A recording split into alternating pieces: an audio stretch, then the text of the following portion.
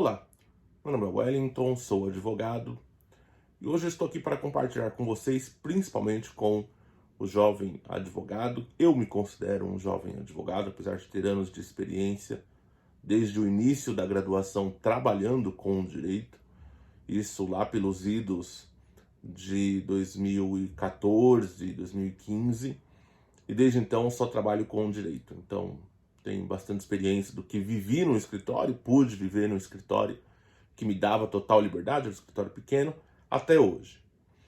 E essa experiência me fez entender algumas coisas que quando eu saí do escritório, eu disse a mim mesmo que eu não faria. E uma delas é cometer o erro de não fazer contrato.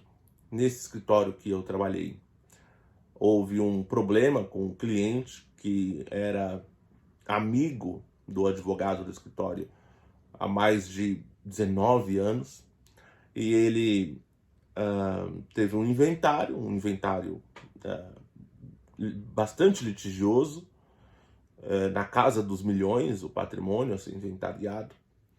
E eles fizeram de boca, fizeram um acordo verbal, e quando a pessoa, o cliente, recebeu parte do patrimônio do inventário, ele recebeu em ações, e ele disse que pagaria o meu chefe com as ações, com os dividendos das ações. E ele disse, não foi isso que nós combinamos, né? Havia a promessa ali de um pagamento em dinheiro. E aí esse cliente, que era amigo há 19 anos desse meu chefe, simplesmente disse, vai ser assim ou então você não recebe. Né? As pessoas mudam muito quando vem o dinheiro, essa é a grande verdade. Assim, a pessoa é uma antes, e depois que ela vê o benefício, ela muda. Né? Eu estive conversando com um advogado previdenciário, eu não faço previdenciário, eu tenho ojeriza essa área como trabalho, tá? Não estou dizendo que é ruim, mas estou dizendo que para trabalho, para mim não serve. Ele falou, você toma um calote ou outro, principalmente do cliente, quando a gente consegue no administrativo, ele vai lá, troca a senha do meu INSS, né, que é o aplicativo, o sistema, e aí isso acaba prejudicando. Mas a gente nem vai atrás, que a gente tem tanta coisa, etc. Eu falei, mas como assim não vai atrás? Né? A pessoa quebrou o contrato, a pessoa traiu sua confiança, te usou, e aí quando ela conseguiu o benefício... Então as pessoas mudam muito, né? Essa é a grande verdade. E esse foi um caso muito emblemático, porque era uma grana muito alta, o escritório não estava num período bom, era aquele período de recessão econômica causada pela presidente Dilma Rousseff e seus empréstimos para financiar benefícios sociais e dívida pública e etc. e tal, as chamadas pedaladas. Né? Então era um período difícil, o escritório contava com aquele dinheiro, contava com essa relação amistosa, ou seja, era uma coisa que, bom, vai entrar, e aí ele quis dar o Pelé no advogado. Foi uma situação muito triste, pessoalmente falando, né? Foi uma situação muito triste para o advogado. Eu senti a tristeza dele, porque era um amigo de verdade, mas que quando viu o dinheiro, virou cocotinha de mamon, né? Virou cocotinha do dinheiro. E eu aprendi nesse evento a fazer contratos, sempre fazer contratos. Mas é amigo, contrato.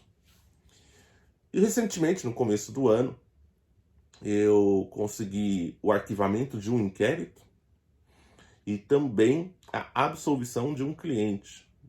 Um crime relativamente grave, mas não foi absolvido sozinho, outros foram absolvidos, mas foi feito um trabalho assim, minucioso em relação ao processo, as perguntas que seriam feitas e tudo mais, como fazer o cross-examination, né, com os outros atores do processo, com os elementos de inquérito e tudo. E esse trabalho repercutiu também para os outros réus, né, não só para o meu cliente. Porque as perguntas que foram feitas, as provas que foram juntadas, as provas que foram contestadas, implicavam a todos. Então, seria até uma aplicação por extensão. Se você absolve um que está numa situação idêntica dos demais, você aplica por extensão. E esse cliente foi absolvido e simplesmente não pagou. E aí eu tenho como uma filosofia que eu vou mudar, já mudei, pelo menos na minha mentalidade, Minha filosofia era de viabilizar ao máximo a defesa, porque na verdade o povo brasileiro ganha muito mal. O povo brasileiro ganha muito mal. O mercado suga o brasileiro até o tutano, paga muito mal por conta de uma política de salário mínimo, então o empregador não se vê obrigado a pagar bem, a remunerar bem o seu empregado.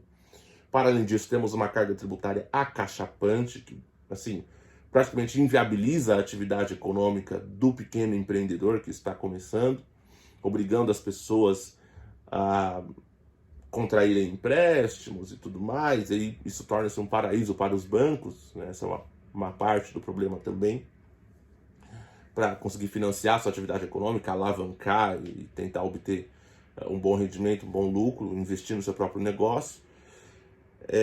Mas as pessoas ganham muito mal, por vários fatores. Não é só culpa do empregador, mas é também parte culpa do empregador, que prefere remunerar mal as pessoas do que abrir mão de parte do seu lucro, né? Então, como que eu posso dizer? A extração da mão de obra, a exploração da mão de obra no Brasil, ela é muito gritante, né? E aí, entendendo essa realidade do Brasil, você acaba sendo flexível. Então a pessoa fala, pô, mas eu preciso de uma defesa porque o caso é assim, assim, assado. Tá? Você entende porque o cara quer um advogado particular, um advogado pós-graduado, um advogado que ele vê lá no Google Meu Negócio e vê avaliações positivas de clientes que foram atendidos, clientes que obtiveram resultados. Nem todos os clientes se sentem à vontade para ir lá no Google Meu Negócio. Aí às vezes o cliente fala, pô, qual caso você já atuou, doutor? E aí, poxa, já tive casos no STF, casos envolvendo política. Eu falo, ó, tem esse aqui que saiu na mídia, esse outro que saiu na mídia, esse outro aqui eu também atuei, né? E aí o cliente fala, poxa, é um cara que pelo menos já teve resultado em questões parecidas e tudo, e o cliente confia e vai.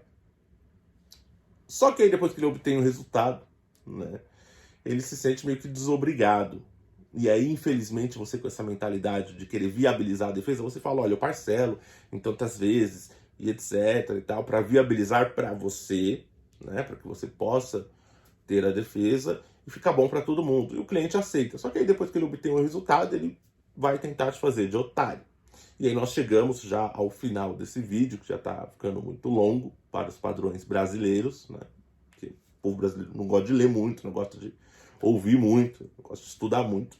Nós chegamos ao ponto final, que é, eu vou ter que executar contrato de honorários. Gosto? Não gosto. Mas eu vou executar. Porque eu sou um profissional, é um serviço que foi prestado, é um serviço que, independentemente do resultado, não estou vinculado ao resultado, mas, poxa, teve resultado. Resultado oriundo de todo esse trabalho hercúleo de análise, de preparação, né, de confronto. Então eu vou ter que executar o contrato. E aí entra com a execução, o contrato de honorários você pode executar direto, porque ele é um título executivo, já é um título executivo, então você pode entrar com a execução direto.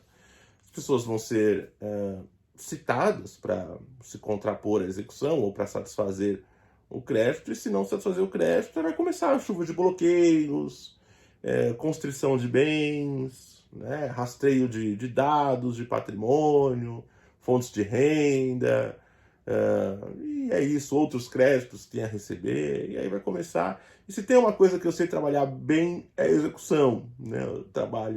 Eu presto serviços para alguns executados, então eu sei também as artimanhas que os executados se utilizam. Então, né? E também sei como aqueles que executam podem ter uma execução mais efetiva. E aí eu vou ter que ativar aí o meu lado civilista, né? Que gosto muito do Código de Processo Civil, acho o Código de Processo Civil de 2015 um primor. Depois do Código Civil de 2002, do Reale, o Código de Processo Civil do Fux é uma coisa que eu acho muito funcional, ele casa muita coisa. E vou ter que lançar mão dessas ferramentas para executar o contrato de honorários. E por isso é fundamental que você faça contrato de honorários. Lembrando que o contrato de honorários não demanda 2 assinaturas. Contrato de honorários basta a assinatura do cliente com o advogado por conta dessa relação de fidúcia, de patrocínio, né, da causa, do problema do cliente. Meu contrato ele é bem amarradinho, então também recomendo que vocês amarrem o contrato de vocês. De preferência, não façam como eu fiz, peçam, tá? Coloquem no seu contrato um fiador, tá? já faça uma análise prévia de patrimônio do cliente, já para ter tudo isso amarrado, para que você possa ter uma execução mais efetiva, tá bom? Então, esse é o vídeo de hoje. Fiquem com Deus. Até a próxima.